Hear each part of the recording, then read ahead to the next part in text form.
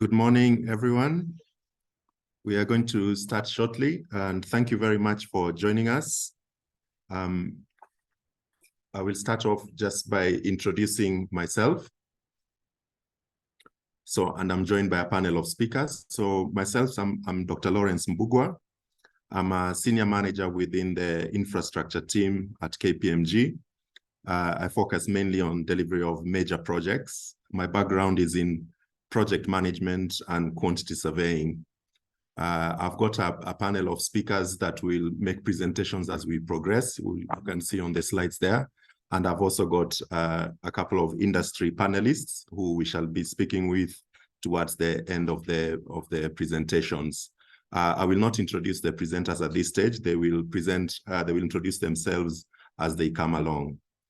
To start off, I'd like just to share some house rules. So all mics are muted upon entry. All videos are also disabled, except for those of the presenters and the panelists, to minimize any distractions so that we can be focused on the presentations in front of us. Please put your mobile phones on silent mode and mute your microphones. That's for the speakers when you're speaking, to avoid any distractions as well. For the attendees, please note that this session is being recorded. And also, if you want to raise a question, you can use the Q&A box at the bottom of your screen. Post your questions as we progress. You don't have to wait until the end. We will be picking up these questions as we progress and raising them with the speakers in the first session towards the end of the presentations and then during the panelist discussions. So just keep posting them and we'll continue keeping you engaged. When you post, please indicate your name, the organization you represent, and if your question is directed to a particular person, then you can mention them in the question so that we can direct it more specifically. Thank you. So today's program is quite interesting. We'll start with an opening remarks from our partner, James Woodward. And then after that, we'll deep dive into the key themes that are arising from the report that we presented that was shared in our earlier invite and is also on our website, but you don't have to read it through at the moment. We'll go through the summary presentations from the various people we've got. So I'll start off by talking about how driving project performance is being undertaken. Then Dr. Linda will take us through the rising influence of ESG, and Shivanan will then take us through the innovation race. After that, we'll have a brief Q&A, so we'll mop up any questions that have been raised during the presentations and get clarification questions from the presenters. Any discussion points will be pushed to the panel discussions, so at this stage, we'll just take any clarification questions that may be required from the presentations in the first batch of presenters. Then after that, we'll come to the second session, which is the panel discussion with industry experts. We've got two panelists, Jamila Faniri, who's from Construction Kaiser, and will give us the West African perspective. And we'll also have Newton Baloyi, who is from the Association of South African Quantity Surveyors. And also he'll be giving us a South African perspective. Then after that, we'll now go through the question and answer sessions from the audience, any questions you'll have posted. And then towards the end, after that, we'll have our partner also, Janice, who will take us through the summary key takeaways and give a vote of thanks. So without further ado, we will now proceed to start with the presentations from our partner, James Woodward. James, I invite you to introduce yourself and to take us through your introductory remarks. Thank you. Lawrence, thank you very much. And ladies and gentlemen, welcome. Welcome to the 14th edition summary of our Global Construction Survey, with a very strong Africa focus for our discussion today. As Lawrence mentioned, my name is James Woodward. I lead our infrastructure advisory business on the continent from Nairobi, and it's my pleasure to welcome you here today, whether you're dialing in from on the continent or have an interest in the continent. from the rest of the world. So my role today is just to give you a little bit of a flavor for what is KPMG doing in this space, what is the history of the construction survey, and just at a very high level, some summary thoughts on the analysis of the key themes coming through, before then handing over to each of the experts from our team in this space to really dive deep into those themes before we get to that exciting panel discussion. So Lawrence, if we can move forward with the slides there, just to start with, as far as what it is that KPMG is focusing on here.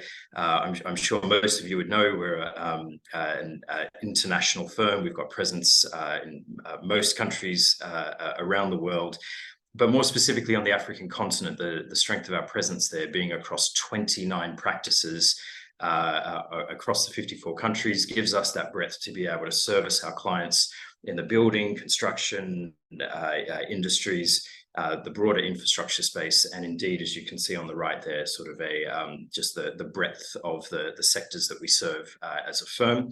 And from an infrastructure, transport, government, and healthcare perspective, the cluster within which our infrastructure advisory business sits, it's approximately 50% as far as where the team effort is put. So it is really the sector and the space where we've got a lot of insight that we get excited to share, and hence investing in things such as this survey.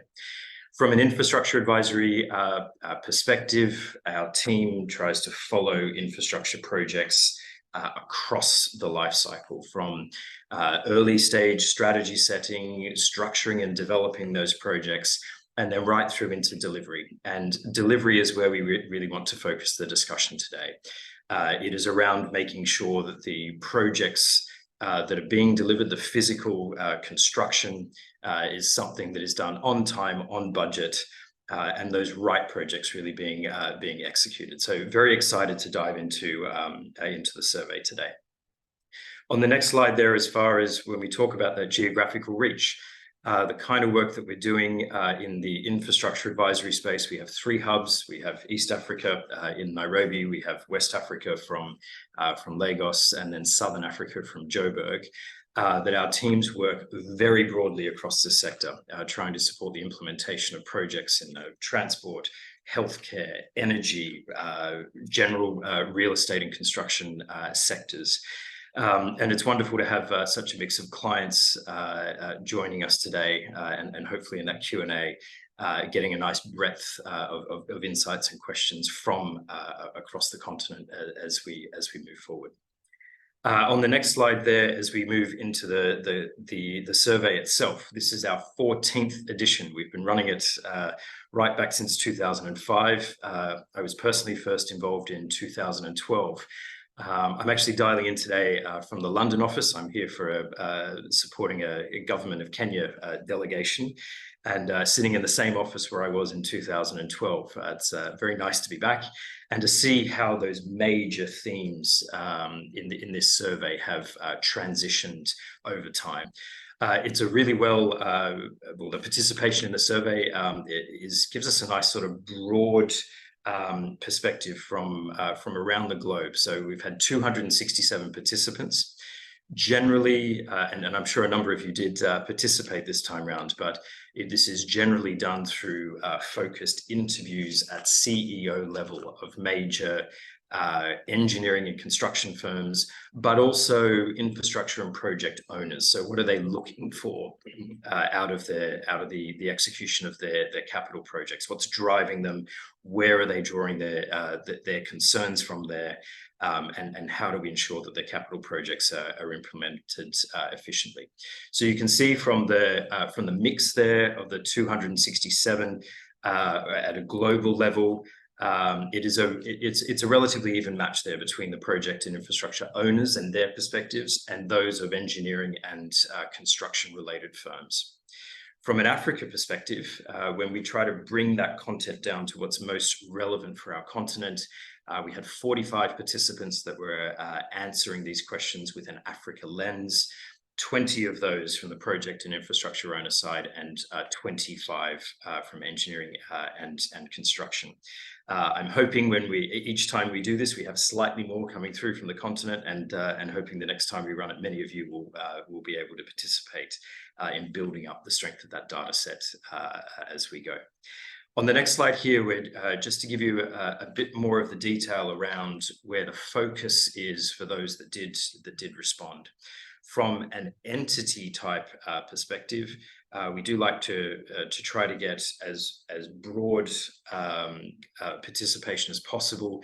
That the general categories there from listed publicly quoted companies, predominantly construction companies themselves, wholly owned subsidiaries, private companies, in this case representing half of the respondents, a number of government agencies, and we really do try to ensure that the government agencies that are participating have a specific public works mandate, rather than just being an overseeing ministry that of projects that are being undertaken, to really make sure we get the right flavor out of that.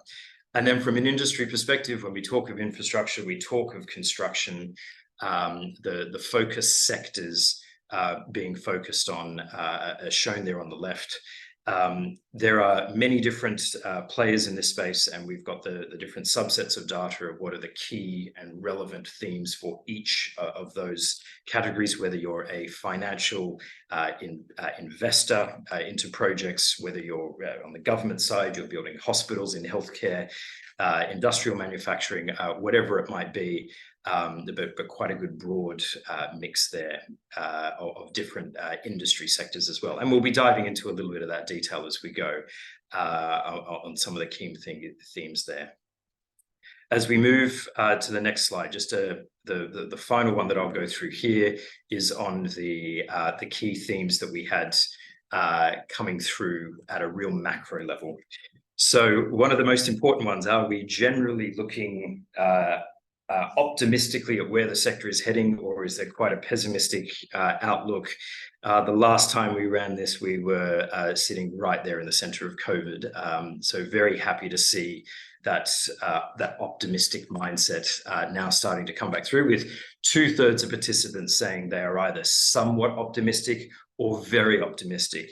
And as we go through the detail today, we'll see that that's really a cautious optimism. And why is that? Particularly on the continent. 94% of respondents talking about the importance of company leadership as a major driver to influence the success or failure of dealing with disruptive events. We know what those disruptive events are. We have some very interesting and unique disruptive events, particularly from a West Africa perspective, that the continent is going through at the moment. How is that impacting the construction sector, and the role that we can see there, the importance of chief executive leadership to push that through? We then, if we move across to the right, 59% of respondents have not adopted digital twin technology. We're doing a lot of work in this space, and we're seeing that starting to really rise at the moment. I was recently in Orlando, in Florida, at one of our own KPMG construction sites. We built an internal training center there, and looking at how we work through utilizing digital twins there ourselves internally gives some very interesting insights into how we can therefore support our clients into that space. And interestingly, we only have less than 5% of respondents having adopted artificial intelligence. But that's a very different number in the context of how many see it as being a critical part as we move forward, and how quickly that adoption is expected to come through.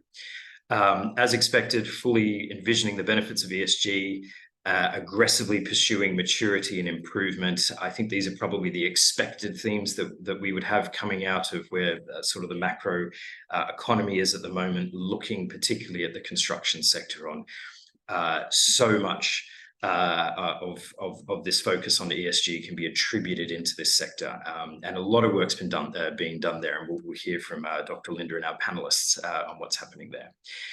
Then finally, on the right-hand side, 45% of respondents have experienced more than 20% in the form of schedule delay or cost impacts being attributed to COVID.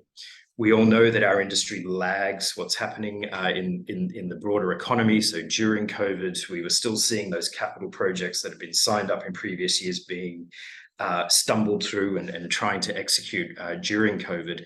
But we also saw a very strong push when it came to structuring economic recovery packages post-COVID of a number of governments trying to push for capital projects, bringing forward major infrastructure programs to create those jobs. The economic enabler that infrastructure can be was a very popular way of trying to support COVID recovery.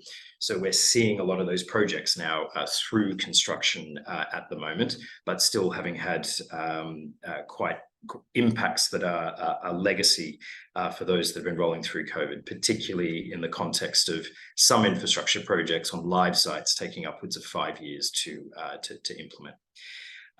So I think that's it for some of the detail there. The 3 key themes that I'm really excited that we'll now be going through. Number 1, driving project performance to create profitability. Number 2, the rising influence of ESG. And number 3, accelerating digital and technological innovations. Now, as we go through these, you'll be hearing from Dr. Lawrence, Dr. Linda, we've got Shivanan as well. And from our infrastructure advisory practice, these are our thought leaders when it comes to the capital project implementation element of the infrastructure life cycle. So very keen to get into that. My final comment, I guess, to thank the team for all the work that's gone into the insights that you're going to hear now. But my call to action for the audience is we will, over the course of next year, be starting to prepare for the next survey.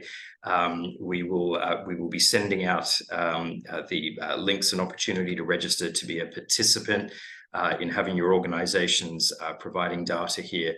And I would just like to really encourage everyone to take that opportunity. The more respondents we get from the African continent, the higher the quality of the data, the insights that we can share.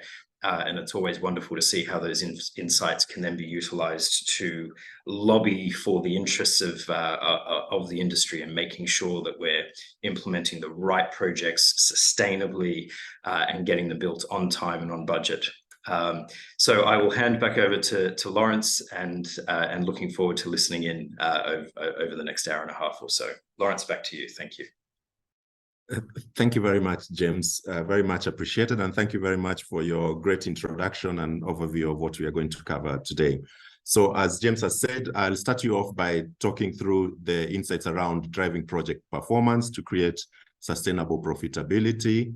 Then my colleague, Dr. Linda, will take us through the rising influence of ESG. And finally, Shivanan will take us through accelerating digital and technological innovations. So I'll start off on my part now. So in terms of driving profitability, the first bit is we looked at the trends, as James has mentioned. There's generally a broad optimism in terms of where the industry is headed. However, it's quite cautious. People, especially coming out of COVID at the time the survey was done, we noted that the after effects of COVID were still in the minds of most of the people who responded. So the supply chain disruptions, volatility in delivery of materials, as well as stagnant productivity, given that most people were working from home at that time. So as people were coming out of that, they were cautiously optimistic. The second major event that came through was post-COVID-19. We started seeing that many governments were investing quite heavily in infrastructure to stimulate the industry. In the West, there was quite high investments from the public sector into the infrastructure programs. In Africa, there was still investment, but the money was coming more from the private sector. So we've seen a lot more private sector participation, especially in PPPs. This is something that is rising quite significantly across the African continent. The war in Ukraine also has resulted in escalation of energy costs and material prices. And we'll be talking a bit around how the industry is looking to handle these challenges and these events. Also, we saw many project owners facing greater scrutiny on their project performance. This may be coming either from the people who are funding the projects, whether it's private sector or government. There's more questions on the measurement of benefits and return on capital. So people are not just saying we want projects, but they also want to know the benefits that were set out from the beginning being achieved throughout the program. So this is something that has also come up. Finally, we've seen a shift of many contractors shifting away from fixed price contracts and guaranteed maximum price type of contracts, and moving away from that mainly because of the risk elements. Again, given the background to this survey was during the COVID period, a lot of contractors were facing a lot of risks that had been unprecedented. And going forward, a lot of contractors are also feeling that the assessment of risks and how they manage those risks and how they apportion those risks between themselves and the clients is changing. And I think we'll cover that as well with our industry practitioners. In terms of prospects for Africa, the cautious optimism that we've seen globally is also reflected within the African continent. The drivers are slightly different. The key drivers in Africa is the investment by DFIs, the development finance institutions, and the private sector participating in PPPs. For DFIs, this is a new frontier. As you know, many of the DFIs have been putting money into the softer side of infrastructure. If it's education, they're more focused on the educational aims and the schools. And also if it's healthcare, it's the delivery of the healthcare. But now as DFIs are also putting in money into hardcore infrastructure itself. So if it's the hospital buildings themselves and the infrastructure, and also across other infrastructure sectors. Investment in renewables, that's quite big with a push for climate change resilience and adaptations for Africa. We are seeing a lot more investment coming into this sector, and Dr. Linda will be taking us a bit more through that.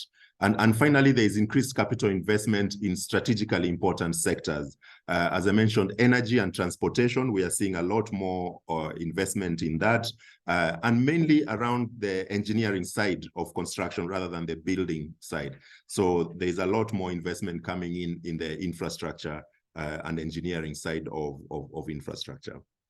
The challenges. So what are some of the challenges that are being felt across Africa? So the first bit is poor project performance. As James has mentioned, coming from COVID, there was a lot of delays in projects and missing budgets. But I think this is a perennial issue that still faces a lot of the major projects across Africa, with 37% of respondents saying they've missed their budgets and scheduled performance over the past year. We'll be talking with the panelists as well around how project estimating and cost estimating can be refined. Then we've also seen construction productivity falling. This is mainly due to the fragmented nature of the industry, especially if you compare with our sister industry, such as manufacturing. So manufacturing is a lot more integrated than in construction. So we have also small players in construction, which means they're not able to invest in research, new technologies, and new delivery methods, some of which will be covered by my colleague Shivanan when he talks about innovation. In terms of priorities, what are the priorities that many are facing? So the biggest priority that is at the moment facing the industry is around improving the estimating accuracy of materials and equipment, which accounts for a significant portion of project costs. So the need for better estimating methods is at the forefront of many of the industry leaders. 71% are also interested in extending the duration of planning activities to increase confidence around project scope, schedule, and quantities. So what we are finding here is that given rising from the issue of project delays, a lot of executives are now seeing the need to have some buffer in the estimation of durations, because otherwise you get hammered once you say a project will be completed at such and such a time. Then that date sticks with all with the stakeholders. So giving yourself a bit of duration to be able to manage that much better. Then both project owners and contractors are also looking to transfer risks to protect the contractual positions, especially when there are disruptive events, as we've talked about, whether it's COVID or currently with the war in Ukraine. Next, we've looked at some of the options of dealing with this. Firstly, is company leadership. So that's unquestionable, as we saw quite a huge percentage of respondents seeing that is quite important. Then we've got effective risk management practices. This is also quite important. We've mentioned a lot of risks, and the key issue here is also linking project risks with the corporate risk. So you'll find many corporates are very strong in enterprise risk management, but linking that with what's happening at the project risk level is not as effective as it should be. Then increasing productivity through adoption of technology and innovation. Then finally, on my part, just dealing with risk management, some of the practices that many of the companies are looking to adopt include defining clearly the standards, defining and standardizing risk management processes and controls, greater emphasis on accurate risk reporting and clearly defining the risk culture, integration between enterprise, portfolio, and project risk function, as I described before. And finally, the construction productivity is being improved through technology and innovation, which my colleague Shvanan will talk about.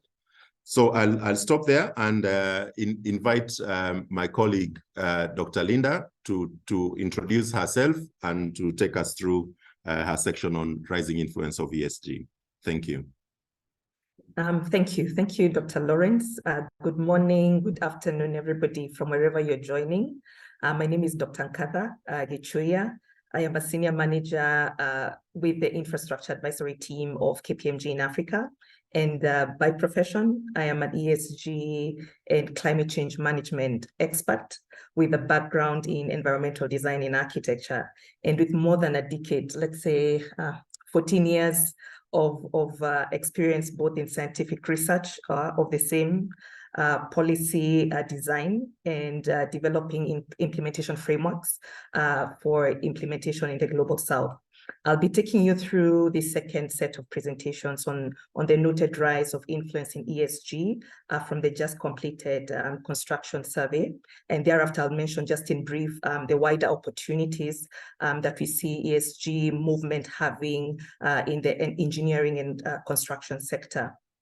In the next slide, and before we get into the meat of the key insights from the survey, I think it's useful to just note that this second decade of the 21st century has seen a lot of action in mainstreaming the standards for sustainable production, especially in all sectors, and we are now seeing it very strongly in the built environment and infrastructure sector, and that there has been a birth of this environmental, social governance force, the ESG, with the E aspect being KPIs being those that ensure less environmental impact for all actions that you're taking in all sectors. The S aspects, KPIs being all actions now should be positively contribute to the society. And with the G aspects, really KPIs ensuring that there is operational effectiveness for all actions within this space.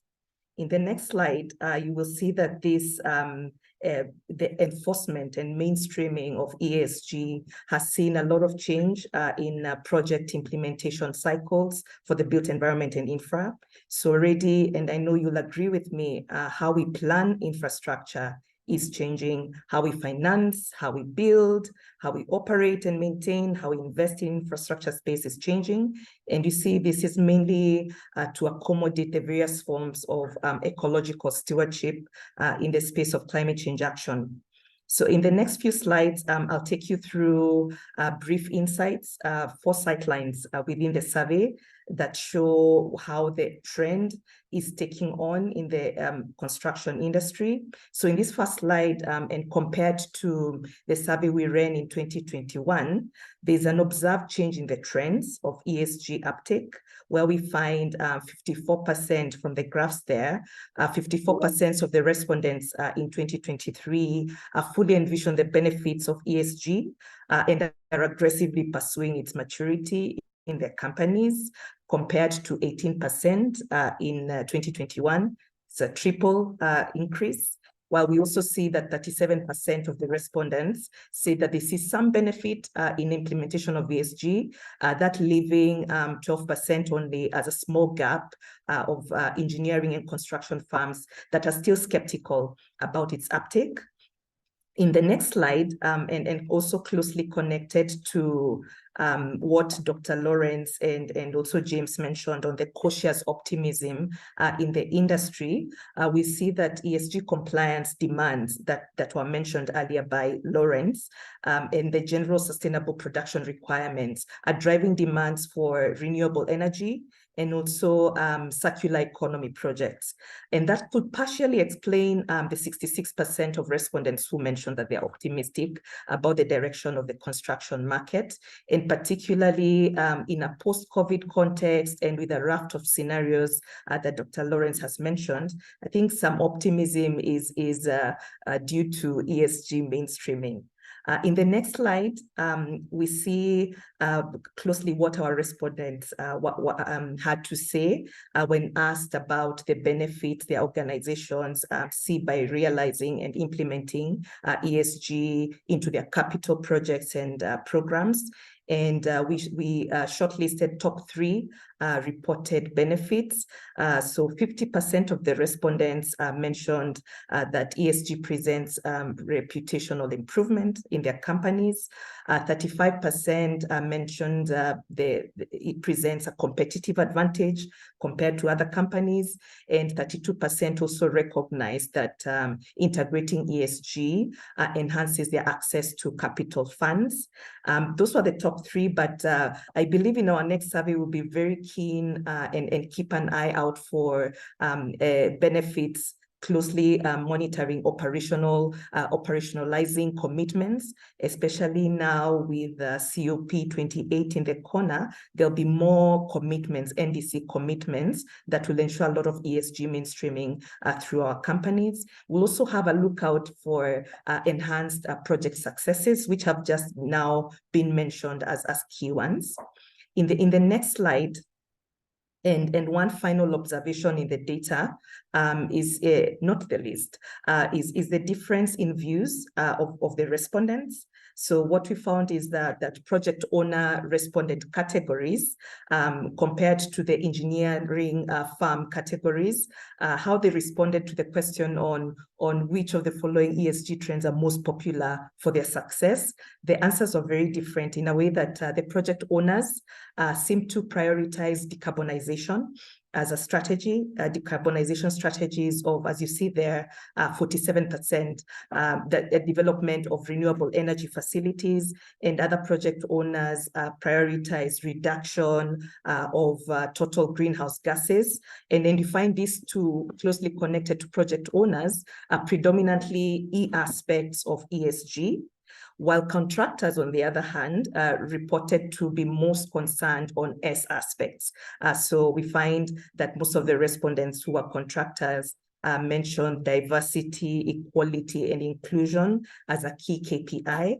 It's an understandable discrepancy because project owners are currently measured by carbon footprint of their facilities, while compared to service providers where contractors are categorized who measure their KPIs by improving and adhering to diversity, equality, and social inclusion requirements. So I think part of an outcome here is value clarity of the differences in these supply side stakeholders almost lean us to query on the range of differences in ESG value clarity for some demand side stakeholders, like the national government, who are main demand side, and to also ask how this can feed forward into just alignments of enforcing ESG strategies, whether they're equal on quite a number of raft of stakeholders. And I'm hoping that the next survey picks up on more categories so that we are able to really drill down into these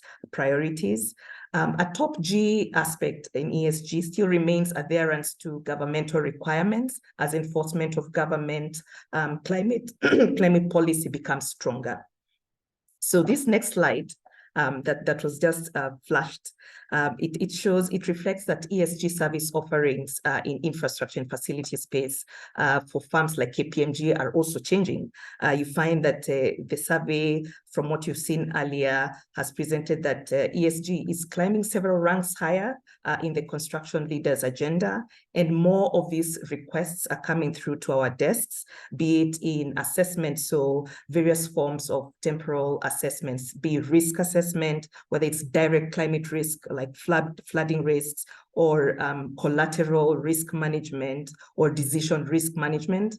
We're finding a lot of advisory work coming through there, as well as strategy building, mainly decarbonization strategy and climate resilience strategy in infra. Transformation is also another service offering that's quite active on our desk, especially when there's talk about the just transition and many others. So implementation strategies, measuring, reporting using data analytics that I know my colleague will speak more about. But before I close, allow me to just take you through and talk briefly about this project on the next slide, where KPMG Nairobi office has almost expensed all the nine service offerings to implement this. So it's a project in supporting the Kenyan government to achieve optimal ESG and climate resilience compliance for a 435-acre urban regeneration project that is set to transform Nairobi Central Business District into a green urban environment. And we've been managed to utilize all our service offerings, except the tax and legal service. That's a bit slow, but I'm hoping that all of us keep and watch out for this project. A lot can be said about its core benefits, but I'll let you watch out for it. But I think in general, before my next colleague joins and connected to the next session and looking forward to the future, we see that the ESG force is expected to form a major part of the Great Race to Innovation. I'll stop there. And looking forward for an interactive Q&A session. Over to you, Shivanan. Thank you. Thank you, Linda. Thank you for those valuable ESG insights, regarding our construction industry. So good morning and good afternoon to all the delegates attending, and thank you for taking time out of your busy schedule to participate in KPMG's global construction launch. By way of introduction, my name is Shivanan Naidu. I'm an associate director at KPMG, working out of our Johannesburg office here in South Africa. I am a civil engineer by background, having previous experience in the design engineering office, on-site construction monitoring, project management, and also in terms of project structured finance. But over the past 16 years, I have applied these skills at KPMG, where I've completed, a range of project monitoring and review services for not only project owners, but engineering and construction companies across, the mining sector, petroleum pipelines, rail, and port sectors.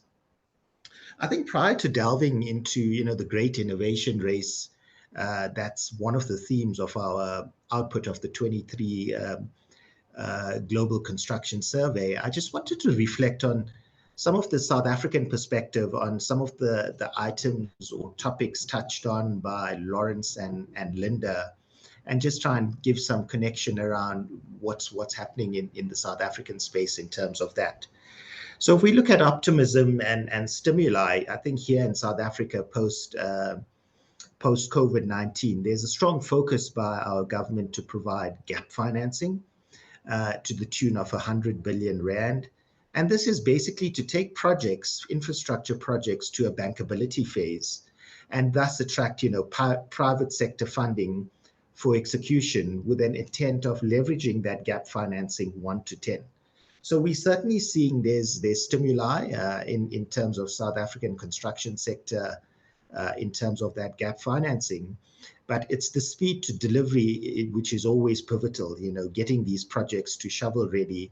And that's when the construction sector, benefits in terms of execution and construction contracts. Transference of risk is also, we've seen conventional contracting strategies are being challenged by certainly project owners and construction companies. We've seen that in the private sector, projects are being delayed whereby, project owners are trying to, negotiate more collaborative and open book policies between project owners, project designers, and construction companies, where, reimbursement is more on an open book basis and on a proven cost. So that all parties are vested in addressing delivery issues at the time of occurrence and not having a long window of closure on delays and analysis of that and the impact on the project. And certainly from an ESG component, there's support for the ESG narrative, where we've seen a large commercial bank here in South Africa making their intent known that they would support and provide financing for projects that are more aligned with ESG requirements. So that's, the necessity to enhance and access to project capital by embracing ESG is supported in this certain narrative. But those are some of our thoughts and to ponder on as we step through the webinar. So moving on to the next point that I wanted to present this morning. From the survey, what is the role of digital and innovative technologies in the construction landscape?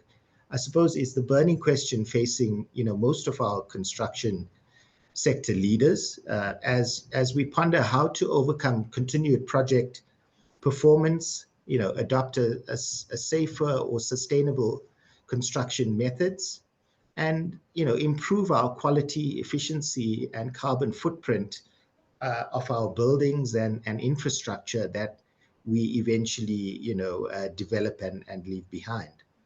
And I think there's an acknowledgement that technology giants are potential collaborators who can certainly bring new and exciting innovations to apply in the construction industry that we currently work with.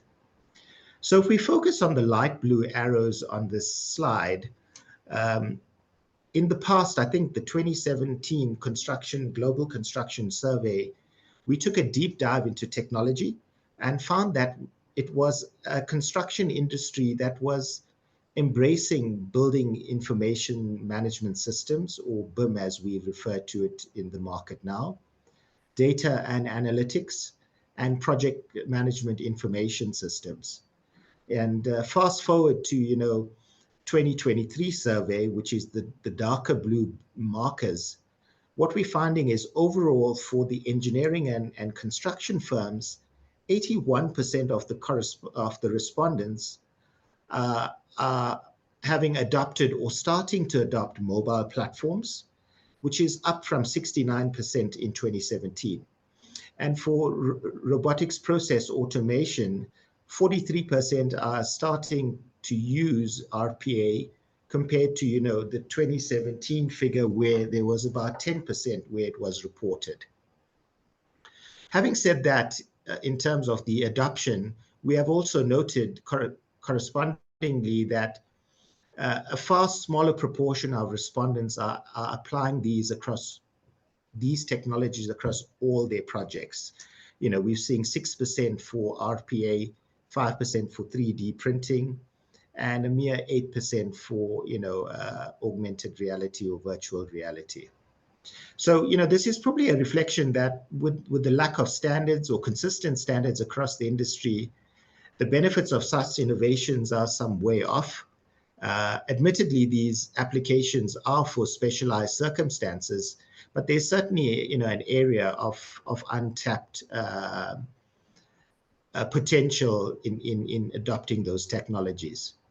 Similarly, I think another technology growing in popularity, as James mentioned earlier, is the adoption of artificial intelligence in the form of digital twins, certainly smarter construction equipment, data and document management, to address access to information on a timely basis by all parties working in the construction industry, and enhancing, our safety communication and safety metrics.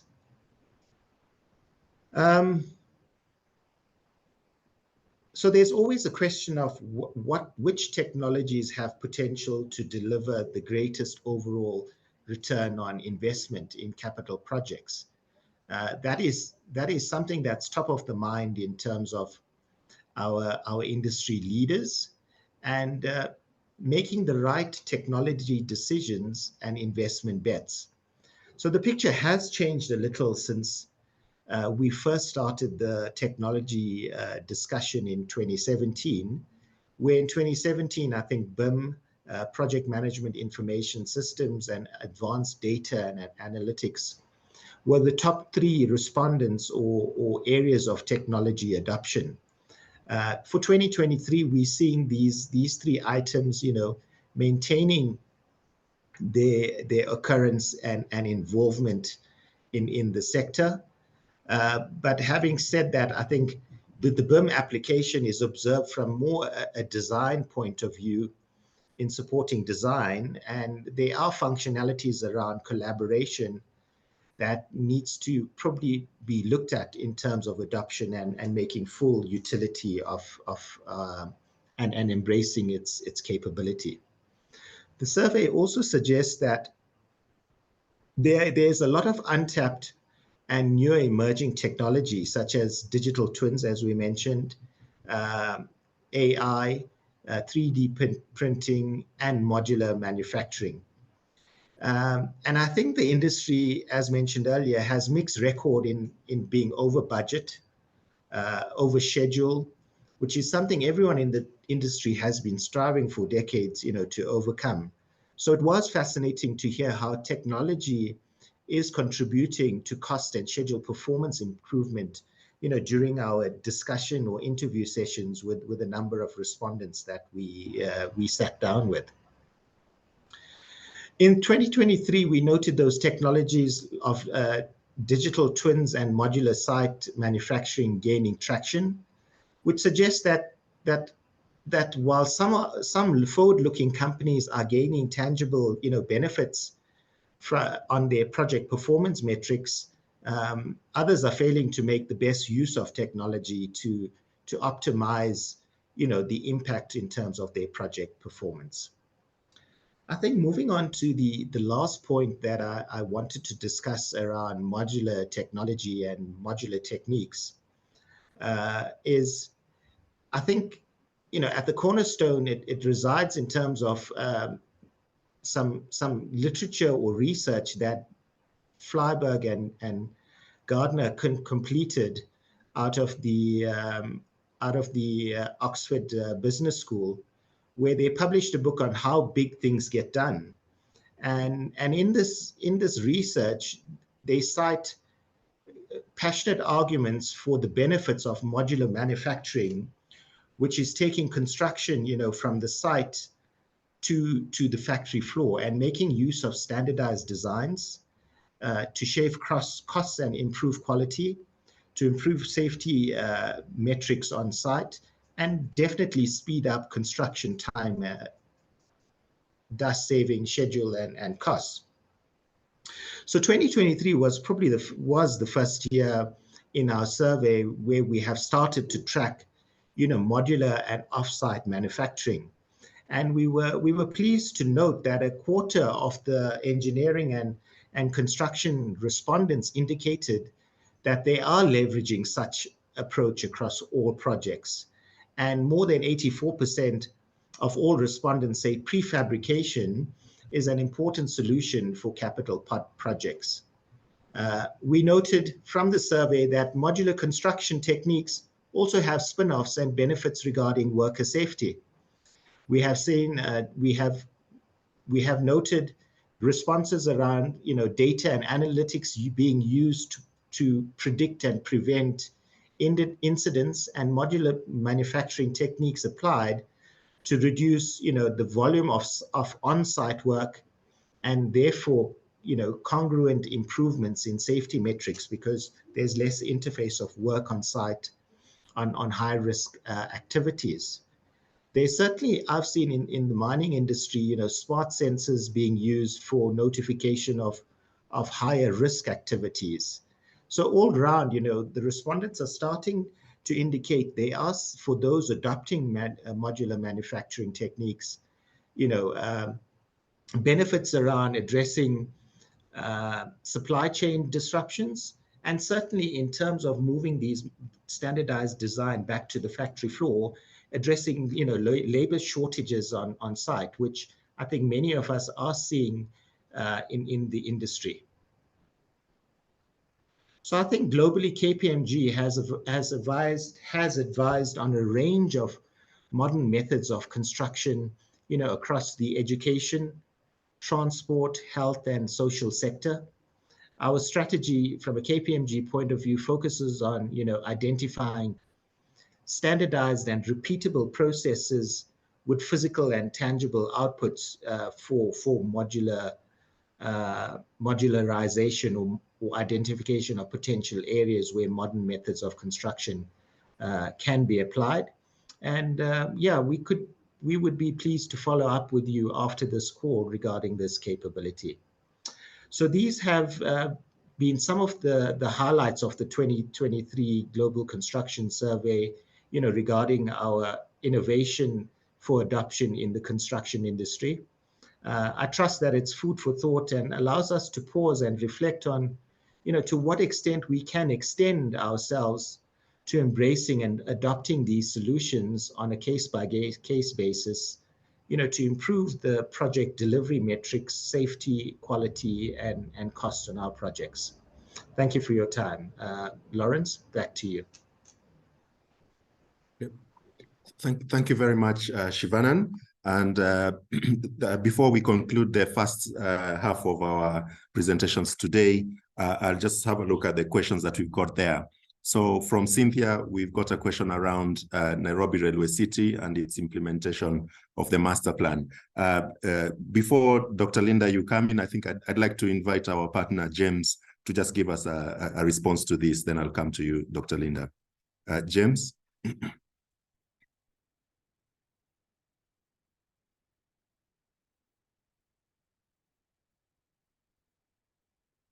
Okay, sorry, maybe... Hi, Lawrence, sorry, James had to step away for a minute. So if Linda can just take the question. Okay, that's fine then. Okay, Dr. Linda, please proceed. You can mute. Sorry, I think I was speaking on mute. My apologies. And thanks for that question. I think Nairobi Railway City, its planning process has been a long process given the nature of its size. So a 435-acre property, city regeneration, and compared to the CBD size of 260 acres, has seen its planning take a bit of time from the government side. But if I could speak from the support that KPMG is offering its implementation plan, we are on course. So 2023 marks a year of phase 1 implementation of it. So that's why I was saying you look out for it. And particularly one of the key support factors that we are providing the government on this one is to ensure that it's met a comprehensive ESG and climate resilience standard. And one of the key successes we've already had this year is finding a way to run the technical specifications of city design from its infrastructure to the build form, all the technical specifications alongside environmental sustainability and ESG specifications, which is a win, and that has been embedded in an approved master plan. But in the end, and overall, what we wish to really achieve with the Railway City Master Plan is to still ensure that it's a city, it's a transit-oriented city that meets all the high points of a socially, economically progressive urban district. I know our partner James normally has a very passionate introduction to this, but we also want it to present a model that shows how climate resilience in an urban regeneration program can be achieved in a developing country's context, which will be a first of its nature. And we also want to demonstrate how through design, through implementation plans and long-term operational models of a city, which is a cipher, can be implemented using ESG conscious methods, but also show how environmental sustainability models can run concurrently with inclusive growth, economic growth, which are normally discussed in detached aspects. But overall, we also want to find a way to capitalize on strategic knowledge of climate change management of long-lived assets. I think it's good to mention that infrastructure and the built environment are long-lived assets that have a service life of, say, 100 years, and implementing resilience for such a scale is something that we really want to realize with the project, and also find a way through its scale to communicate evidence using data of how climate resilience can be actioned through a citywide level, and also allow for extraction of that information going back to our policy documents. Quite a mouthful. We are still in the very early stages of implementing ESG and climate resilience standards through phase 1, but look out for it. A lot will come out of this project that has quite a lot of core benefits, not only for the city, but for the Nairobi residents. Thank you. Over to you, Dr. Lawrence. Okay, thank you very much, Dr. Linda, for that comprehensive response. I see there's a few questions that have come up. One around health and safety from Samuel Njoroge. Obviously, with the issue of health and safety, I think that it also has come up both on the areas of addressing project performance, but also on technologies to improve safety. We'll cover that. We can cover that also in the panel discussion. Wairimu Wainaina, with regards to modular construction, could you elaborate on the research you have undertaken to determine the impact of implementing this type of construction, having general manufacturing capability? Maybe I'll pass that to Shivanan. Are you able to respond to that? Yes, I think from a modularization, it's the first time we've started to track it, but certainly in terms of discussion with respondents, due to the fact that a number of interfaces or work required on site is now moving off-site, it's helping in terms of impacting better safety metrics and mitigating against potential more dangerous areas of work that happens on site. And from a modularization, like I said, we've got a few case studies, that we've completed where we've worked with clients in terms of identifying areas of standardization early on in their design, and through that have shown, the benefits of modularization in terms of, the original estimate when modular aspects were not considered, and the cost effectiveness of adopting modular design and standardization in their design going forward. Okay, thank you. And I'd just like to bring in Dr. Linda here on the two questions, the one on safety and the one on also on how undergraduates can be involved in Railway City. But if I may just comment on the safety from a project performance, certainly we are seeing more increased attention on health and safety, but more importantly, rather than just the typical health and safety items we see on site, is mental health. So mental health is becoming also a core issue that the industry is thinking about, and destigmatizing it, especially as people are coming out of COVID. So maybe Dr. Linda, do you want to mention something around the S side of safety, and also how undergraduates can be involved in Railway City? Thank you. Thank you for that question, and I hope I can comprehensively answer that in short minutes. So the S side of safety, and safety here being, if we can ring-fence it during the construction period. So safety is across both the design stage, the construction stage, the operational stage of buildings, but mainly, and from the survey, given the scope of the respondents that we had, safety was more from a point of construction safety and implementing fair labor practices, as you know, through global policy on safety that has seen a lot of traction and change in regulations of safety. So we've seen an increase in more fair labor practices within the construction space, and also a need for contractors to support local businesses to manage the site boundaries, engage immediate site neighbors and local communities during construction, especially not only for the building site levels, but also for road construction. So a lot of safety embedding within the social responsibility of the construction stage has seen a lot of traction. But I believe that is a scope within which most respondents were responding to on that one.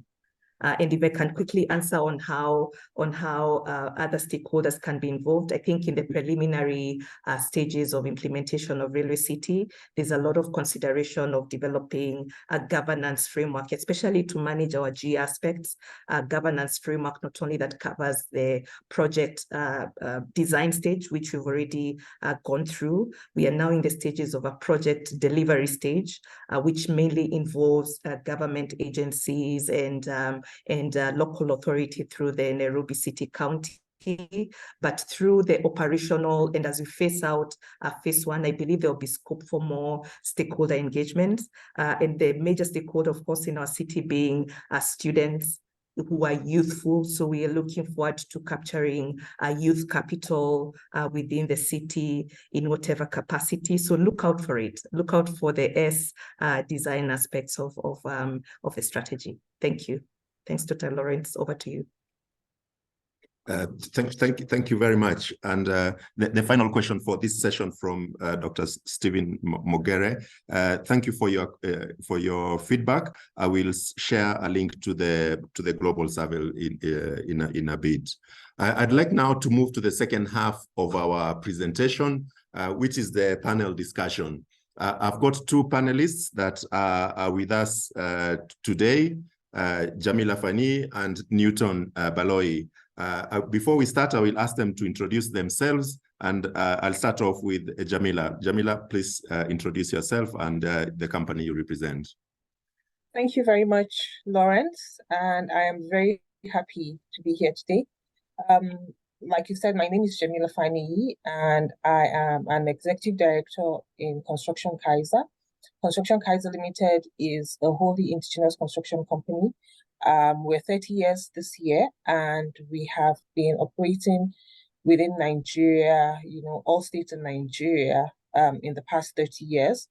We have tried to change the narrative about the African construction companies, or the representation of African construction companies, not being standard, or not paying attention to quality or safety and integrity. That's something that is very, very important to us. So yes, Construction Kaiser has been trying to change the narrative about indigenous construction companies in Africa, and that is where we have been so far. I am also the managing director of M&E Kaiser Limited. M&E Kaiser Limited is the M&E arm of the Kaiser Group, and we are involved in mechanical and electrical installations in construction projects. And I'm very happy to be here. Thank you. Thank you very much, Jamila. Over to you, QS Newton. Please introduce yourself, your company, and the professional bodies you represent. Thank you very much, Dr. Lawrence, and greetings to everyone. I'm Newton. I'm a social entrepreneur. I founded NBI Group, which is an engineering, procurement, and construction management company with core competencies in quantity surveying, where we started, but we provide our services in the mining sector. We have done that in the rail and energy sectors. But what we learned in the space led to the establishment of SEDGE, which is in the ESG space, and its role there is to close the gap between compliance side of ESG and the actual implementation on the ground. There's a gap there, so that's SEDGE that does that. But I'm also the president of the Association of South African Quantity Surveyors. It's a more than 115-year-old association, one of the leading in the world, well respected. And lastly, I'm a board member of the African Association of Quantity Surveyors, which seeks to advance, the capacity of quantity surveyors as well as practicing firms in terms of advancing their procurement, contracting, as well as budget and implementation of projects that we provide advices to clients, client bodies. So that's my background. Thank you. Thank you very much, Newton. So my first question is directed to both of the panelists. So having listened to the various presentations made today, which of the global construction trends mentioned are you seeing in your region? And which sectors within the broader construction industry are you seeing growing? Jamila, maybe we can start with you. You can share your experience from West Africa. Okay, thank you very much. I would hone in on two of the trends that we have spoken about this morning, and that is the post-COVID effects on the projects. Now, COVID took the whole world unawares, and it is worth saying that after or during that COVID period, there was a whole lot of adjustment that needed to be made in different sectors of industries. One of the things, of course, that we adopted immediately, and I know that this also happened across board in Nigeria, in West Africa, was to shift to immediate remote working. But like James mentioned, remote working will not just respond to construction needs, because construction is a physical work. It's something that happens on site. It's something that happens, it's tangible. You have to see it, you have to do it, you have to, put it on ground. So, I mean, there was a whole lot of adjustment that we had to make in planning. So it was more or less a period of lots of planning for us. I recall Construction Kaiser actually did have a webinar around that, right after the lockdown was lifted in Lagos, and it was very well attended. We had lots of correspondences regarding that. We had lots of responses on that, and everyone was towing along the same line on how new ways of doing things was going to happen. But yes, the COVID period, you really hit us in Nigeria, in West Africa. I mean, it just brought to bear how unready we were to face any kind of pandemic. And I think that this actually hit the whole world, but I think it hit Africa the most. We had situations where infrastructure for healthcare was just not available in most places, or not sufficient at all, in even where we expected that the sufficiency would be. So we had a whole lot of adjustment that needed to be made. Post that era, one of the trends that I would say is happening is the vast investment in healthcare, both from the government perspective and from the private sector perspective. As a contracting firm, we have received a whole lot of tenders, from the healthcare sector, and that just shows that there's a whole lot of investment that is going on within that area. I think as well, the manufacturing sector, that is, construction of plants, construction of farms, food safety was a thing, was a big thing. So the government and private sectors are seriously investing in a food in farms, to respond to food security in Nigeria, most especially. So we have seen quite a rise in the trend of those sectors, investment in those sectors in the post-COVID era. Another trend that I would say has been really prevalent is that of the risk on projects. So a whole lot of contractors are shifting very quickly away from fixed price contracts. But aside from that, one of the main areas that we look at is the area of retention bonds on our projects. This was not something that was very common in the African sense, because retention payments would wait till after defect liability period, 6 months, a year. Sometimes hardly, to be honest, are they paid on time. We generally have a weak judicial system in West Africa, and so sometimes when the period comes, it's a whole lot of dragging, and the process just elongates, and then 2 years, 3 years down the line, the value of this fund is eroded, and the contractors are not getting their funding as expected.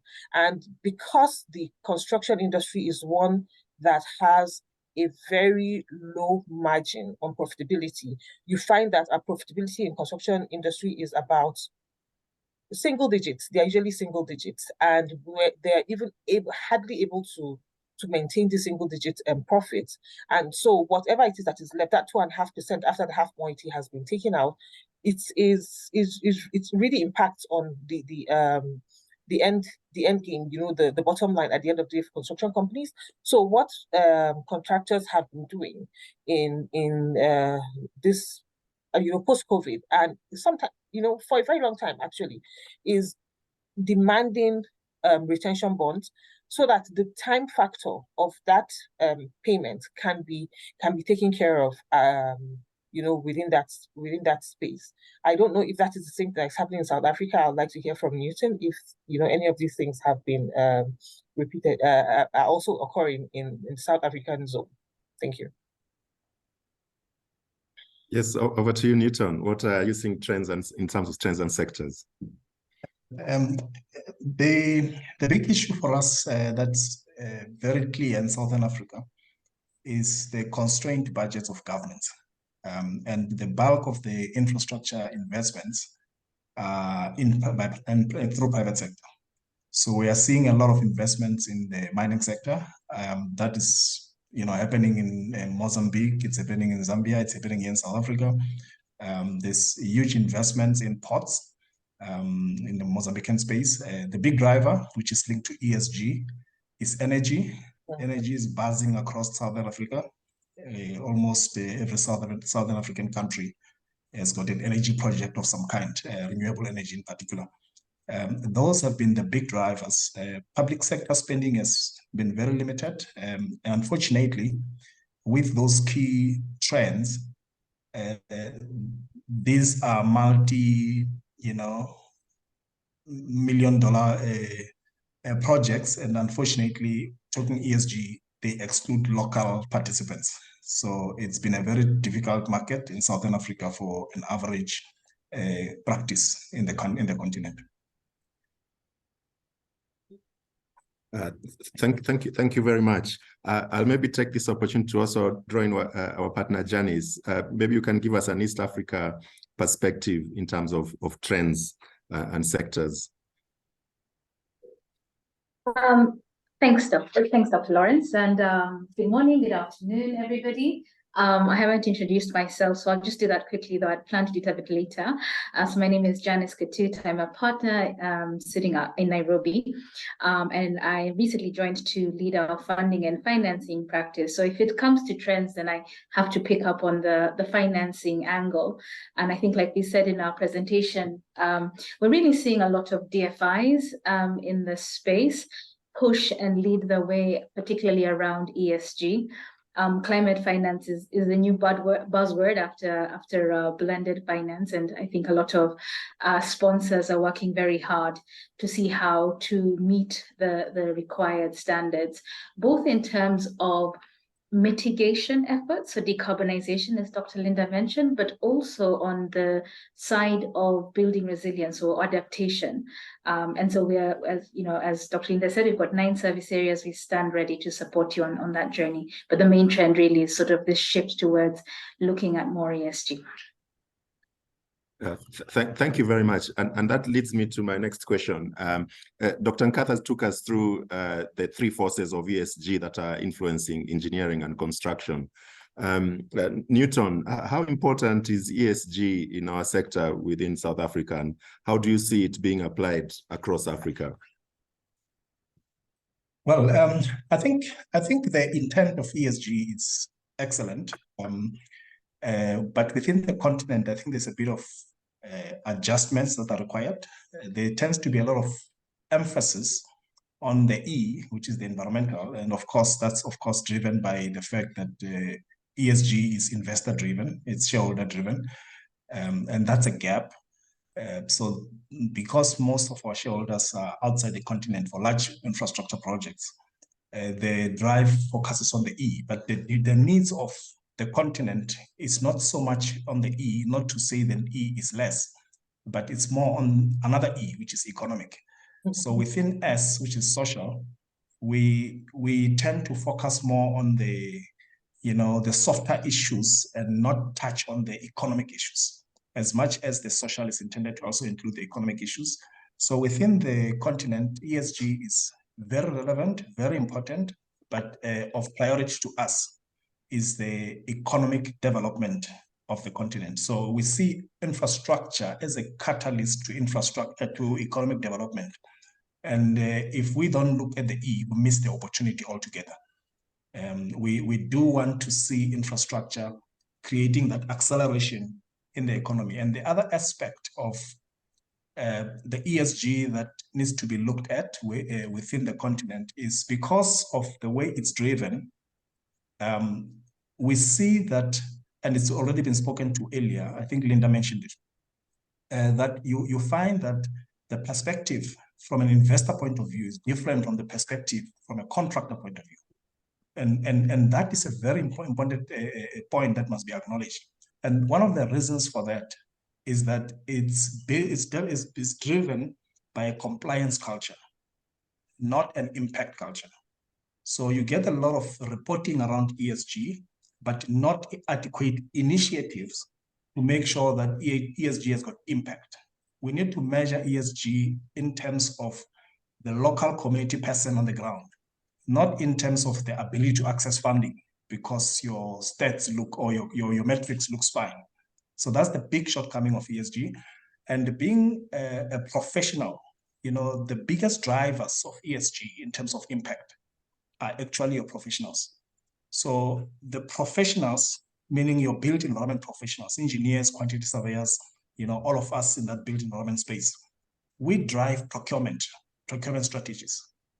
Those are the biggest drivers of impact, because to achieve your ESG objectives in terms of social and economic impact, you need inclusivity.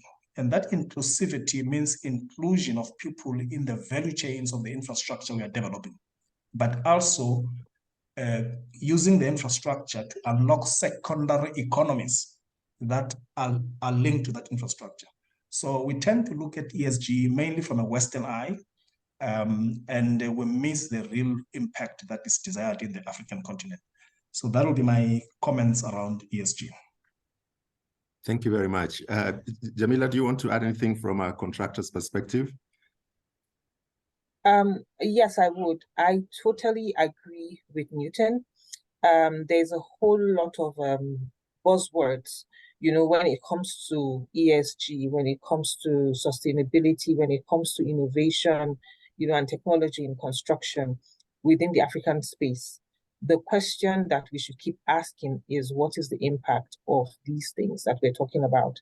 I think it is obvious from the respondents of the survey that this is dominated by the Western region of the world, and that's why we only have 45 respondents from Africa. And I think that that is something that we need to work really, really hard to change, in subsequent surveys, because we really need to understand what is happening, what the thinking is from the African perspective. And in fact, I would suggest that, subsequently, if we can have the global survey and then, extract out the African African responses, we might be able to have a better view on what is happening from the African perspective. Now, going, deep diving straight to ESG from contractor perspective, I would say that yes, there is a shift in the awareness and even execution of ESG in our construction projects. Contractors mainly, we find ourselves following the requirements of our clients, of investors on this situation. We're able to influence ESG on some of our projects, but we're not as influential as we would like to be. And that sector is also, it's moving, but it's not moving as it should be moving. There has been a whole lot of movement from agencies like Edge, Edge being an IFC unit, dealing with green sustainability and all of that in the African sense. It's a World Bank drive for sustainability in Africa. And I know that Nigeria, especially Lagos, and this is happening mostly in Lagos, because Lagos really is the hub of construction in Nigeria. They're followed closely by Abuja, which is the federal capital territory. There has been a whole lot of drive from Lagos state government investment, and then other private participants as well, in trying to ensure that buildings are now more sustainable and the impact is felt. But like I said, that impact part is really, really minimal. But are we, pushing the awareness of it happening? Yes, we are. Are people more invested in it? Yes, they are. Are clients more involved in it? Yes. Are they more aware? Are they trying to push for it? Yes, it is. But the G part of ESG, for me, is something that I think we need to also focus on very closely, because where we have good governance, we're able to generate policies that will push these ideas, that will push this, that will push the impact, that will bring about the impact that we're expecting on all of these trends that are supposed to improve the construction sector. So yes, impact is not as it should be. The trend, there's awareness, there's awareness, there's more awareness, but I think that there's a whole lot that needs to be done as well from the West African perspective, from contractors' perspective, that should be done. Now, looking at the social, I think that is where we are actually doing much better in Nigeria and West Africa, because there's a whole lot of gap between what the government is doing and what the private sector is doing regarding the social that has to do with social impact. So there's a whole lot that is being done, to improve the construction sector. I know that Construction Kaiser specifically set up a foundation. That's the Kaiser Foundation for Social Development since 2016, and we have looked at areas like improving the artisan skills, generating more, or rather building more entrepreneurs within the construction sector. And these are things that I know that lots of other construction companies are doing as well. So yes, we are looking, that social part is something that I know that is really thriving in Nigeria and within the West African region. Yes. Okay, thank you very much. Moving on to Shivanand's presentation, And I think there's been a question around technology there. But it seems South Africa has a head start on the innovation race. Newton, what's some of the technologies in the broader sense, not just the ICT, but also sustainable building technologies that you are seeing? Is our innovation different from the West, or is it very much the same? Thanks, Lawrence. Jamila has already mentioned the green building side. That is strong in South Africa. We've got a lot of international awards in the country on green building. We also have one of the best pieces of work in green building, the cost of green building on the continent, which is now being embraced also by the Asian associations to look at how to strengthen that and roll out throughout the world. So the green building side is quite vibrant, it's quite strong. In relation to the West, many of the things I saw on the survey from the respondents from the West speak more to ICT. In that space, the absorption has been very slow. You do get, of course, a lot of technologies around private sector developments, but in the public sector, the absorption has been very low. When you look at modular and alternative buildings, again, you sit with a situation where some of these initiatives are more driven by the suppliers of the products than by demand. They are very buzzwords, big buzzwords, as Jamila calls them. The phrase, the race for technology, also creates an impression that we need to push technology. But the key technologies in Africa is the use of indigenous knowledge, is the use of indigenous resources into our processes of development of our own infrastructure. The bulk of the technologies we are referring to tend to be imported technology, and that is not enhancing our ESG objectives. So that will necessitate that both investors and multinationals who play on the continent recognize the need for indigenous knowledge and the need for the use of local professionals who understand the local environment so that we can spec and use indigenous resources as part of our technologies.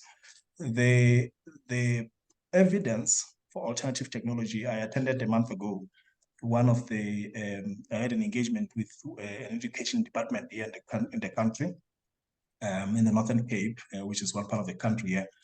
And they came out quite clearly that they've tried alternative technologies, but they didn't really see the benefit of it. So it can also be seen, it can also be a buzzword, but there are places where there's relevance, where it's demonstrated and it's advancing humanity in general. And so I think around the technological space, we do need to contextualize technology to be relevant within the African continent.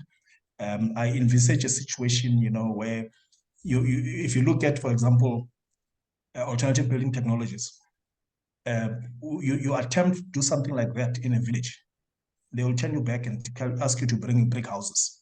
In South Africa, it has failed. We've got a huge housing development, housing program, social housing program from government. And that was seen as something that was going to be working, but it never worked. They still want the real buildings. So we need to look at the social context within which technology is looked at. Technology is an accelerator. It must help us achieve our social and economic benefits. It mustn't be a driver. So we mustn't race for it. We must actually embrace technologies that enable us to deliver our own outcomes. Thank you. Thank you very much. Jamila, do you want to add a perspective maybe from West Africa or from your side? Just briefly, I recall last year I was at a seminar, it was a physical seminar, and one of the questions that was asked of me was how we intend to move technology within the African space. And my response to that young gentleman was that we can only move what we develop. if we are, and that's, from an African point of view, if we are looking to adopt technologies that have been generated by the Western part of the world in Africa, I think that is a very wrong start to anything. Yes, it might give us some ideas on what needs to be done, but we have to solve our own problems because our problems are different. The problems in Africa are different. I mean, first and foremost, from the Western African point of view, one of the biggest problems that we have that underscores almost every other problem that we have is power. So if we're able to close power problem, then 50 to 60% of all the nuances that we have within our society would be solved. So can we find technologies that do not depend on power or that depend on alternative energy rather than mainstream power, or depending on the provision of all this of mainstream energy? Can we do that? If we're able to do stuff like that, then yes, I can say that we're moving towards the path of a solution that is tailored to African problems. But we cannot take solutions that are tailored to Western problems to come and solve African problems, because African problems and Western problems are not the same.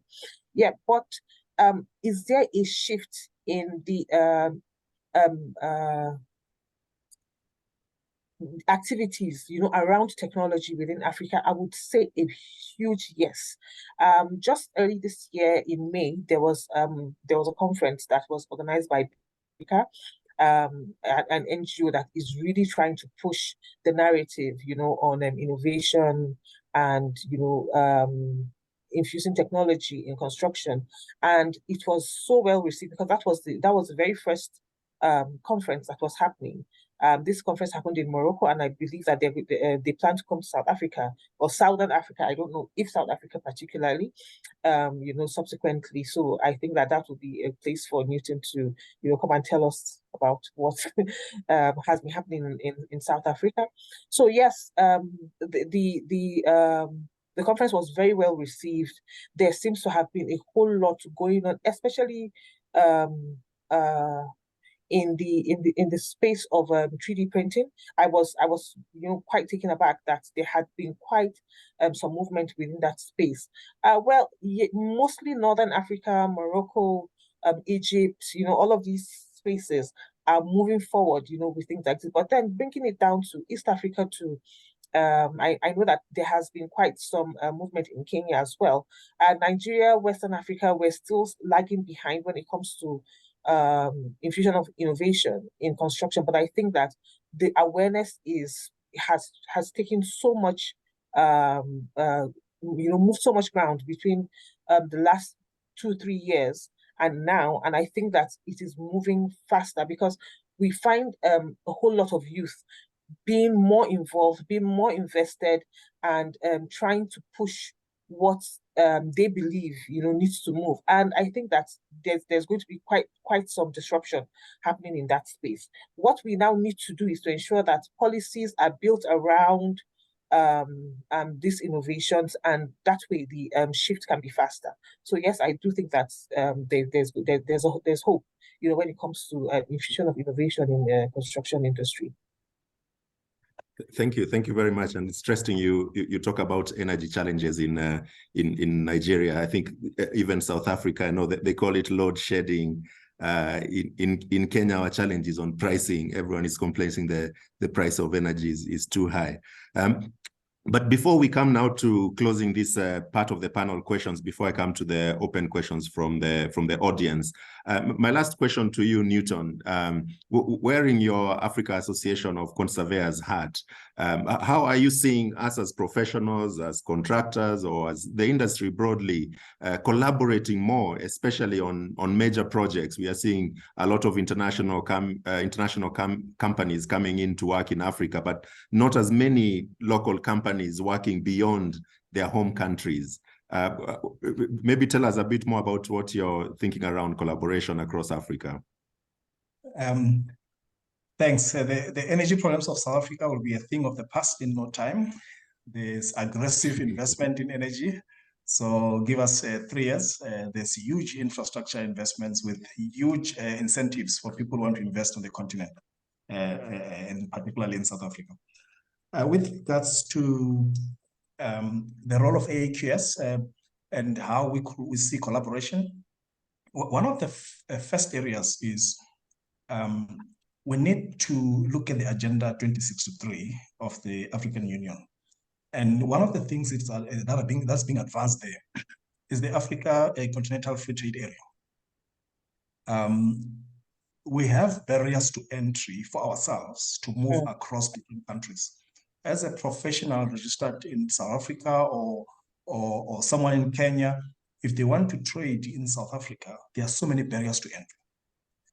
It's easier for a multinational company to come from outside and move around the entire continent, whilst professionals in the continent cannot trade in the next continent. So we need to deal with those barriers to entry, and that requires strengthening of regional bodies.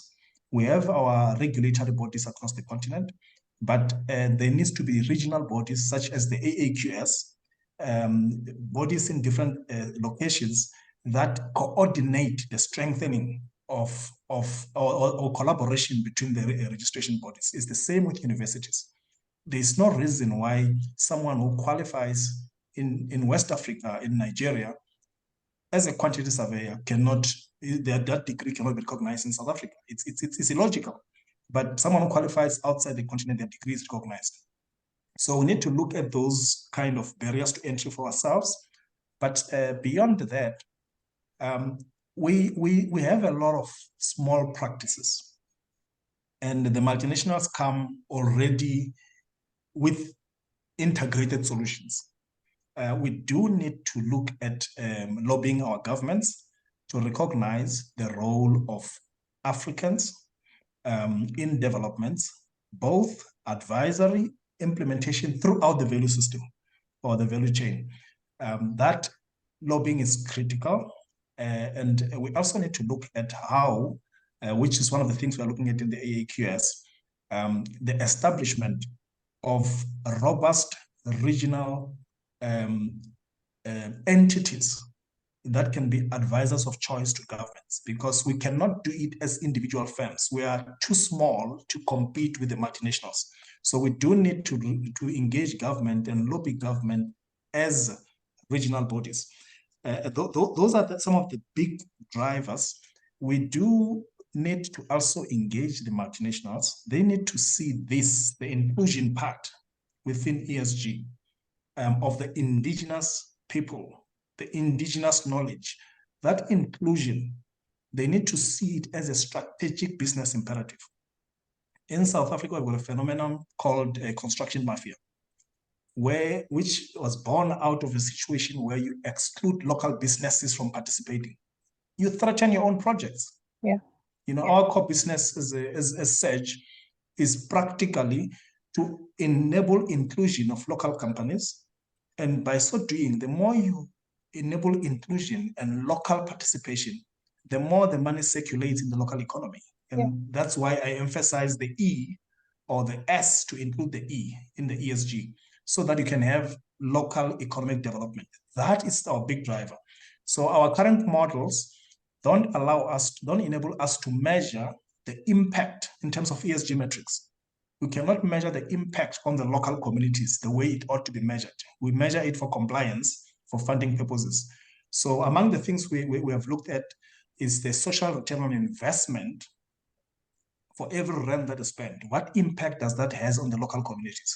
So those are the spaces that we are pushing at the regional level or within the continent to ensure there's integration across the continent. Thank you.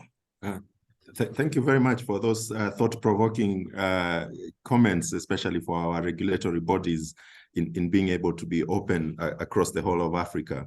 My last question to you, Jamilia, is on the socio-political angle of our industry. How do you see the culture of doing construction business in Africa? And particularly, how are you seeing women rising in this very male-dominated environment?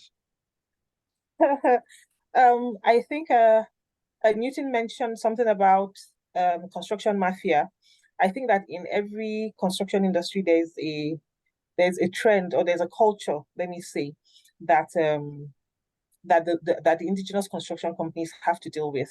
And while in South Africa, where they're dealing with the construction mafia, I'll say that in places like West Africa, we are dealing with, how can I put it?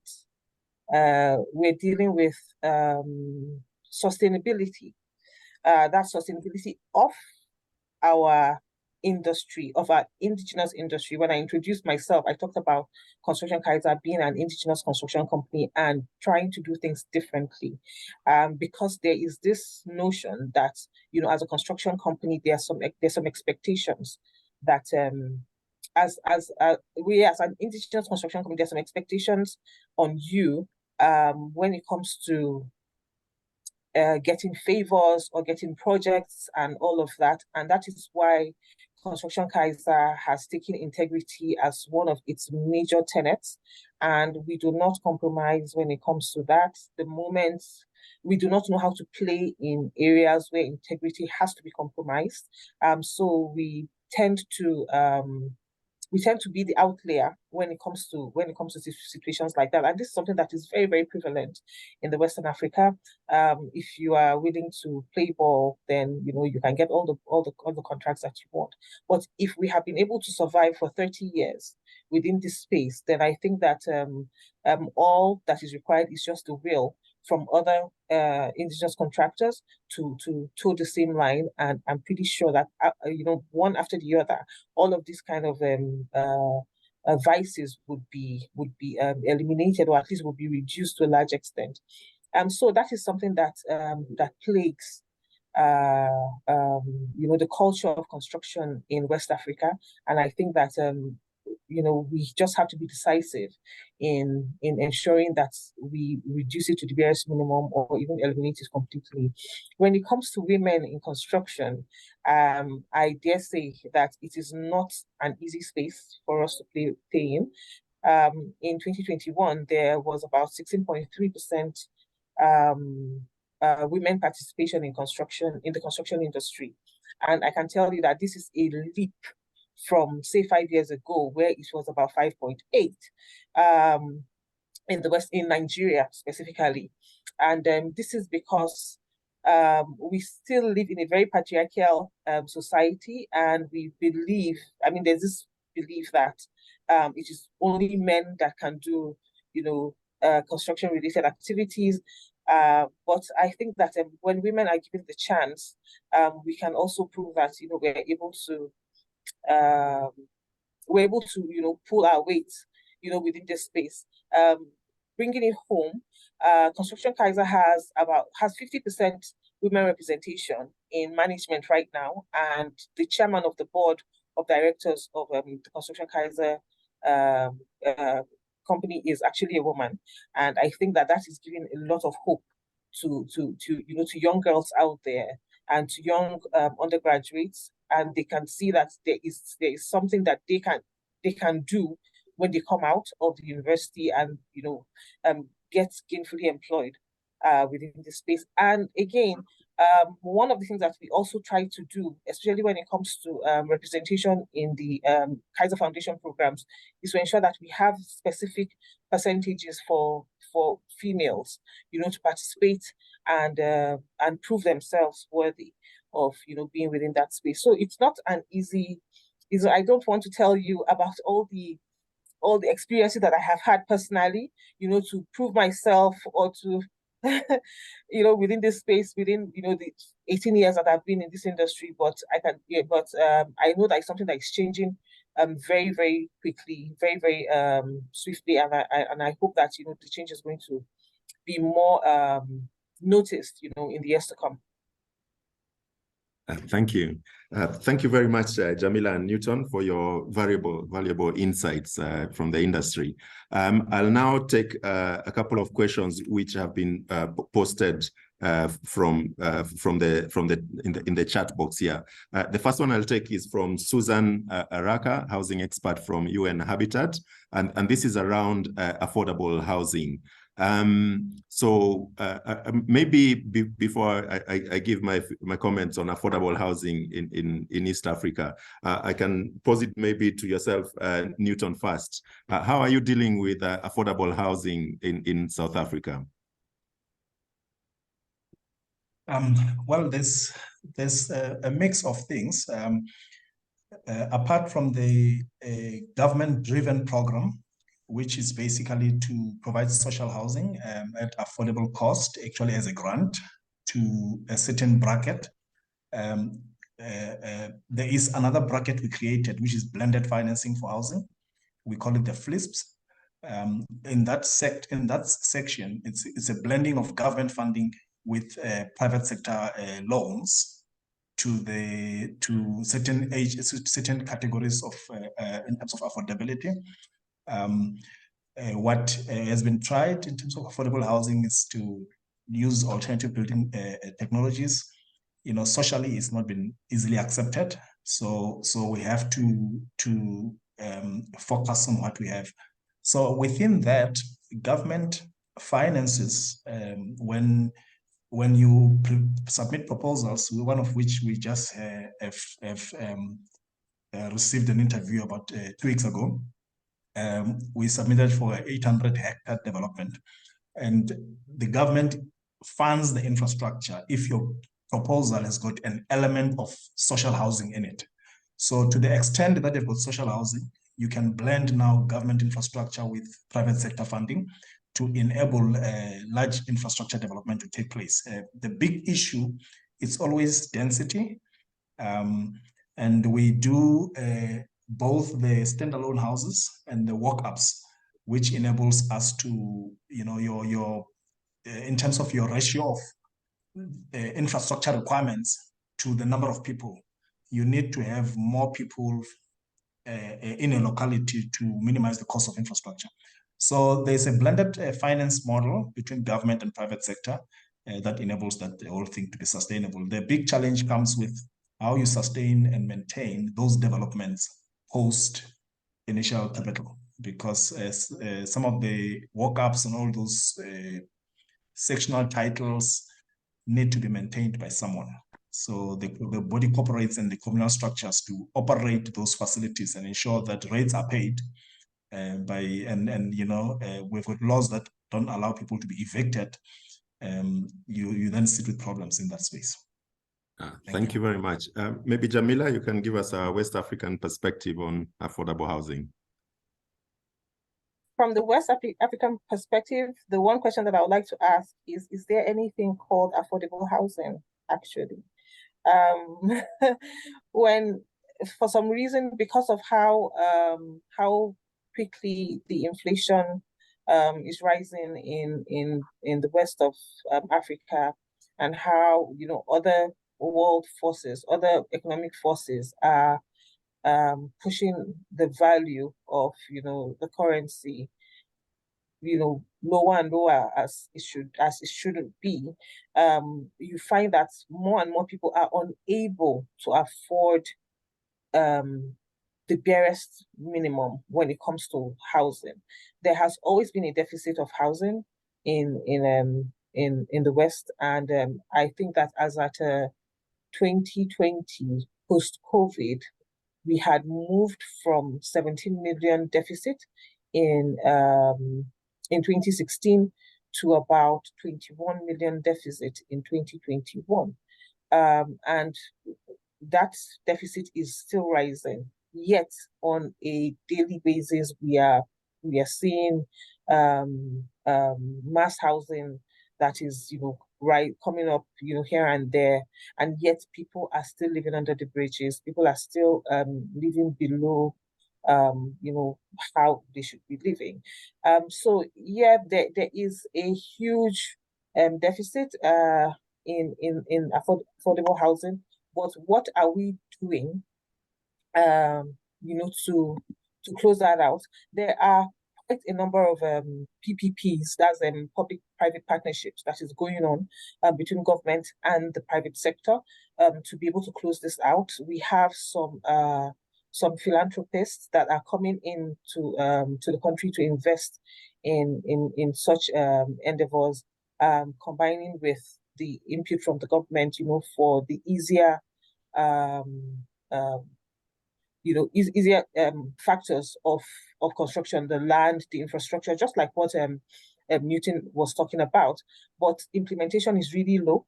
And then one thing that I think that we would like to see change in such situation is the procurement, the transparency of the procurement of those houses. We want to see that they are more open when it comes to allocation of this housing at the end of the day, so that it is actually getting to the people, the demography that is expected to get to, and that people are able to move from the poverty level to a better standard of living when it comes to affordable housing. But the housing projects are ongoing. The question is, are they reaching the demographies that they're supposed to reach? Are they reaching the people that they're supposed to reach, so that this social vice of non-housing can be eliminated, or at least reduced to the barest minimum? So that is something that I think that let me see, Susan should feedback home to UN Habitat. Thank you.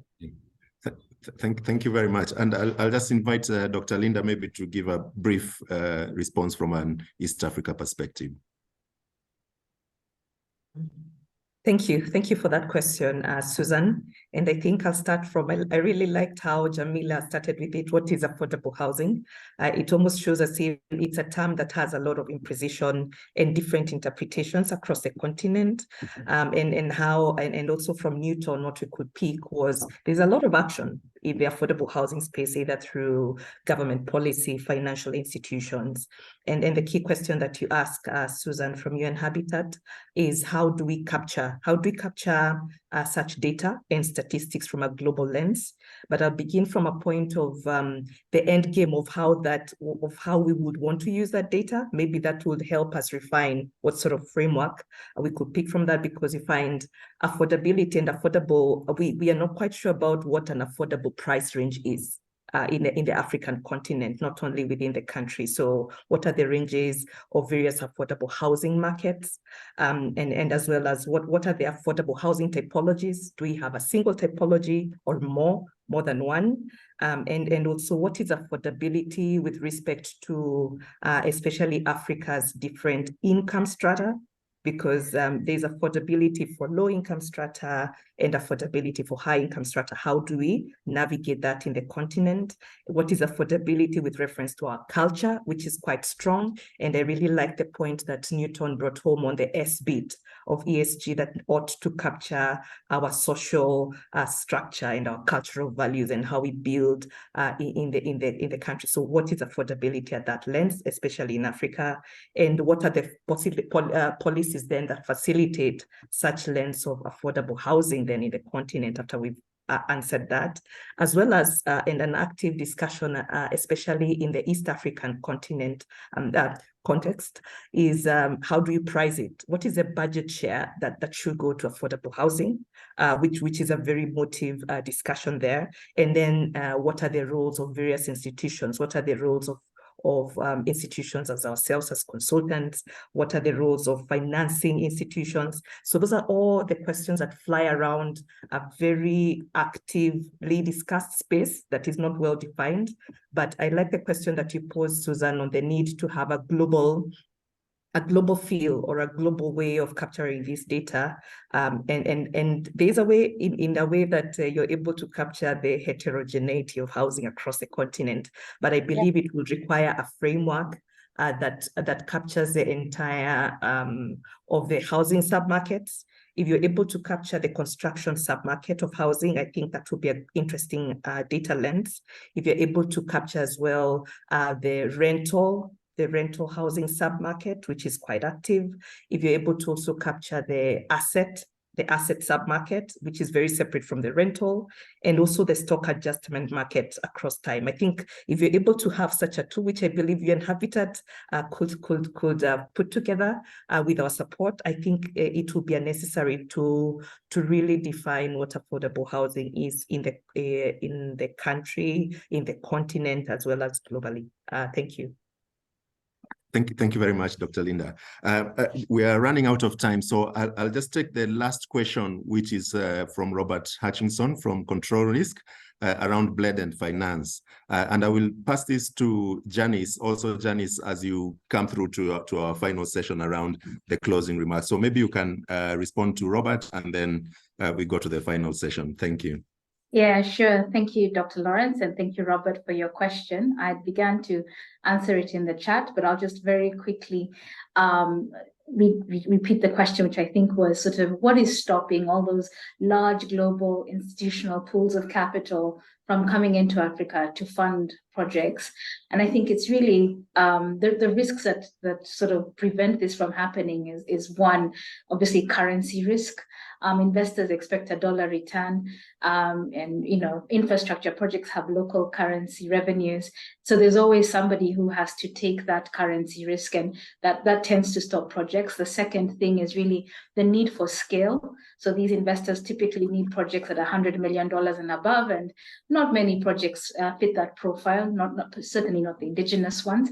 But I think it's also that idea and that need for more bankable projects, right? Nobody wants to spend 5 years developing a project if you're a large institutional player. And that's I think, where the biggest challenge is for a lot of players across the continent in terms of preparing bankable, ready-to-market projects. Look, guys, we're out of time. We literally have 1 minute to do the wrap-up of this very exciting, fascinating session. And so I'll just quickly repeat the 3 points I think that were made in the survey. First, productivity is key on delivering on time and on budget with the requisite safety standards. So please master your enterprise risk management. ESG is now mainstream. I think the respondents broadly recognize not only the benefits, but so that link to finance. Obviously, just picking on Newton's point, there's that sort of difference of approach when it comes to project owners versus the contractors. But the idea really has to be about how we can decarbonize and build resilience for our projects. And as KPMG, obviously, we stand ready with our 9 service offerings, as Linda mentioned, and we have our sort of case study of Railway City that we're really proud of. So look forward to continuing the conversation to that. The last point was really around data and how big things get done, like we heard from Shivanan around modularity and standardization, the need to embrace technology. But I really like what Newton said, which is technology is an accelerator, right? So we really have to contextualize the technology you're trying to bring into the project, take the social context into account. Remember Agenda 63 in terms of looking how you bring in local, regional, robust bodies to lobby government to reduce barriers to entry for African participants. I think really mine is just to thank everybody. Thank you particularly to Jamila and Newton for the time you've given us and for your insights from an African perspective. Thank you to our experts, Dr. Linda, Dr. Lawrence, and Shivanan. And thank you all of you on the line for staying on till the very end. And just one final call from me. The 15th survey, hopefully next year, we hope to see more Africa respondents to bring out this color. I think with that, Dr. Lawrence, I can hand back to you. Yes, thank you. Thank you very much for that, Janice. As you'll see, our team has posted a link just for feedback on this session and also on what we can do for future sessions. So please engage with that. And just to close off now is to thank everyone for your time and for your engagement and for all your fantastic questions. So thank you very much. You can keep posting questions there and we shall respond to them, but the session will close now. And do engage with our feedback survey. We've also posted a link to the main report, so you can go in there and read the full report for yourself. Thank you very much, everyone, and have a wonderful rest of the day. Thank you. Thank you. Thank you. Thank you very much. Thank you.